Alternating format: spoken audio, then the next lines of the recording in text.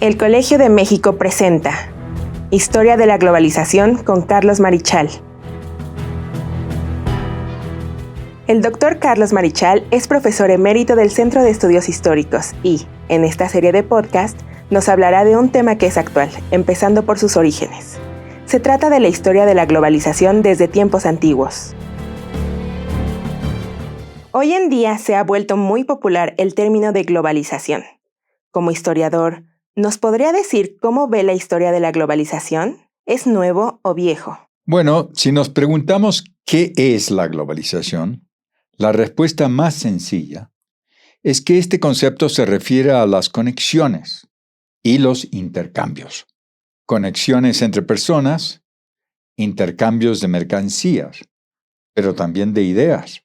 En la época contemporánea, la globalización se ha convertido en un foco de casi todo en materia de conexiones. Son los celulares, es el Internet, son las compañías globales, es la globalización financiera. Pero también se refiere al intercambio mundial, los productos contemporáneos que se venden y compran en todas partes. Mercedes-Benz, bolsas Gucci, laptops, Coca-Cola, whisky escocés, pantalones Levi's, por no hablar de la cultura, la música, deportes, todo en línea, todo conectado. Se trata de un proceso de creciente y rapidísima integración de economías, de consumo y de comunicaciones. Esto es la globalización y se ha intensificado muchísimo en los últimos tiempos. Ha intensificado los intercambios, pero también pautas de conducta que se repiten a escala mundial entre todos los países y toda la gente. Sin duda hay aspectos completamente contemporáneos, como son la conexión mundial por Internet. Pero hay otros aspectos que son antiguos o que tienen raíces profundas, históricas profundas. Y esto se refiere a un proceso histórico. Pues en efecto, hubo procesos de mundialización o de globalización en otras épocas, aunque de carácter bastante diferentes. Cuando nos preguntamos cuándo se dio la primera globalización, pues la verdad es que la respuesta no está clara. Pero el historiador Christopher Bailey nos propone algo muy interesante que pueda aclarar y amplificar nuestra comprensión del concepto en el largo tiempo, si postulamos la existencia de tres tipos de globalización o fases. Bailey habla en primer lugar de una globalización arcaica, que correspondería a los milenios previos al siglo XVI, caracterizado por los flujos y reflujos de los grandes imperios y la expansión de las grandes religiones sobre enormes espacios territoriales y sociales. Esto es entonces una especie de globalización antigua. Y vamos a ver eso dentro de un momentito. En cambio, para el periodo posterior, es decir, los siglos XVI al XVIII, estaríamos en presencia, dice Bailey, de una especie de protoglobalización, el cual se manifestaba en la creciente importancia de flujos internacionales de ciertos bienes, sobre todo alimentos y telas, capitales, especialmente en la forma de plata y oro, y de hombres, sobre todo el comercio de esclavos. Esto entre los siglos XVI y XVIII. Hubo un traslado de 12 millones de esclavos africanos a América en esos 3 siglos. Es una enorme cantidad, la mayor emigración o traslado de población humana conocido en la historia. Pero eso es la globalización temprana. Luego viene la globalización moderna y contemporánea, que se da desde mediados del siglo XIX hasta nuestros días. También experimenta varias fases de globalización y de desglobalización, un tema que también hay que discutir, como veremos más adelante. Entonces, cuéntenos, ¿cuándo comenzó la globalización antigua? Si nos colocamos muy atrás en el tiempo, por ejemplo, 500 años antes del nacimiento de Cristo, en la época dorada de las sociedades de los fenicios y griegos clásicos, podría afirmarse que seríamos testigos de un temprano proceso de globalización, sobre todo del comercio del mundo mediterráneo. Es globalización antiguo. De la misma forma, si fuéramos a la China antigua, a los viejos imperios, podríamos observar que en China ya se crearon imperios gigantes, hace más de 2000 años, que tenían una vocación globalizadora. Querían comerse al mundo, el mundo que ellos conocían, pero lo construyeron, unos imperios inmensos. Y en esos imperios, como en el Imperio Romano, hablaban una lengua. En el Imperio Romano se hablaba el latín. En el Imperio Chino se hablaba una lengua, se impuso para 60 millones de habitantes. Era más o menos el mismo tamaño. El Imperio Chino, unos 60 millones, Roma, unos 60 millones, y el resto del mundo tenía otros 60 o 70 millones. Así que vemos que dos grandes imperios abarcan la mayor parte de la población mundial. Y hay mucho intercambio dentro de esos imperios.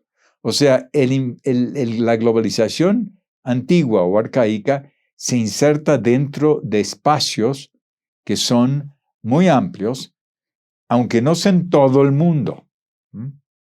Entonces hay que matizar un poco. Pero para ilustrar el tema de la globalización antigua o arcaica, a mí me gustaría que comentemos un ejemplo muy ilustrativo. Se refiere a la leyenda de Helena y la guerra de Troya. Y en esta historia podemos ver algo de esta globalización antigua. Todo el mundo conoce la leyenda de Helena, de la guerra de Troya. Recordemos que de acuerdo con la Ilíada de Homero, se dice que Helena era la esposa del rey de Esparto, Menelao.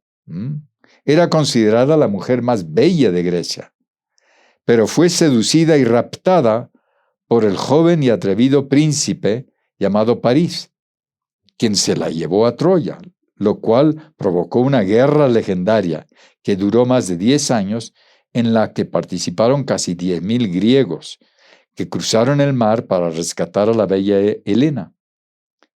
Pero ¿por qué cruzaron los mares los 10,000 griegos, entre los cuales se contaba el famoso Aquiles, el bravo Ajax, el sabio Ulises, Menelao, el rey y esposa de Helena, y su hermano, otro rey, Agamemnón, y tantos otros héroes de la historia o de la mitología griega? Pues la historia que cuenta, la leyenda que cuenta la Ilíada, es que Helena había sido reconocido por su belleza desde que era una niña. Cuando llegó a la edad de casarse, tuvo muchos pretendientes que acudieron desde todas partes de Grecia, animados por la fama de su gran belleza y porque ella y su futuro esposo reinarían en Esparta. Su padre, Tindario, temiendo provocar una guerra entre los pretendientes rechazados, siguió un consejo de Ulises, que consistió en arrancar a los pretendientes que querían casarse con Helena al juramento de acatar la decisión que se adoptase sobre quién sería el esposo de Helena, y la obligación de acudir en auxilio del elegido en algún momento. El hecho es de que Helena se casa con Menelao, pero es seducida por París. Era demasiado encantadora, supongo. O él era también encantador. Pues resulta que se rapta a Helena y se la lleva a Troya. En ese momento, Menelao, su marido, convoca a los griegos y se van. Se unen todos. Marchan 10,000 griegos en sus barcos a Troya. Pero entonces, ¿cuál fue la verdadera razón por la guerra de Troya? La leyenda no nos cuenta que en el fondo se trataba de una historia mucho más materialista. En el fondo de los conflictos entre griegos y troyanos, lo fundamental era una lucha por el control del comercio de granos. ¿Y por qué? Pues resulta que Troya se encontraba en la costa del actual mar conocido como Estrecho de los Dardanelos, que es una lengua de mar que conecta el Mar Negro al norte con el Mar Egeo de las islas griegas al sur. Por los Dardanelos pasaban todos los años cientos de barcos griegos que llevaban trigo de los puertos del Mar Negro. Recordemos que los griegos habían establecido pequeñas colonias, o más bien puertos, a lo largo de todas las costas del Mar Negro. Ahí iban a buscar granos y cereales, tanto de los campos trigueros del sur, de lo que es hoy en día Ucrania, como de Rumanía y de Hungría, que siguen siendo grandes productores de cereales, todos bordeando el Mar Negro, que ya entonces producía cantidad de granos. Hace 4,000 años producía granos. Como hoy. Hoy sigue siendo gran productor de granos esa zona. Exportan cereales.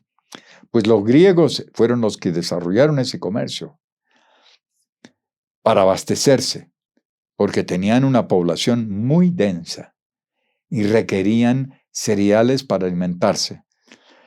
Porque Grecia no tenía muchos campos para cereales. Los pueblos griegos tenían una agricultura especializada en pocos productos, mucho aceite de oliva, vino, frutos secos, pero pocos cereales. Sin embargo, la población crecía y era ya muy densa, unos 2 millones de habitantes hacia la época de oro de Atenas, hacia el año 500. Entonces el comercio de cereales era crucial para la supervivencia de los antiguos griegos en todas sus ciudades-estados, Atenas, Corinto, Tebas, Esparta, Creta, etc. Y por ello odiaban a los troyanos que les cobraban los impuestos a todos los barcos que pasaban por delante de su ciudad-fortaleza. Y por esto, no solo por Helena, se lanzaron a la guerra para acabar con esta expoliación. Se trataba de una guerra en medio de la muy temprana globalización comercial del mundo antiguo. La leyenda de Helena está contada en la Ilíada y la conocemos. Lo que no conocemos es esa historia detrás de la leyenda, esa historia de la temprana globalización comercial, que nos habla de los orígenes de la globalización. Esperemos que les haya interesado esta sesión y que regresen para escuchar más historias de globalizaciones posteriores de la historia humana. Gracias, y los esperamos en el siguiente episodio de Historia de la Globalización con Carlos Marichal. Esto es una producción de la Coordinación de Educación Digital del Colegio de México.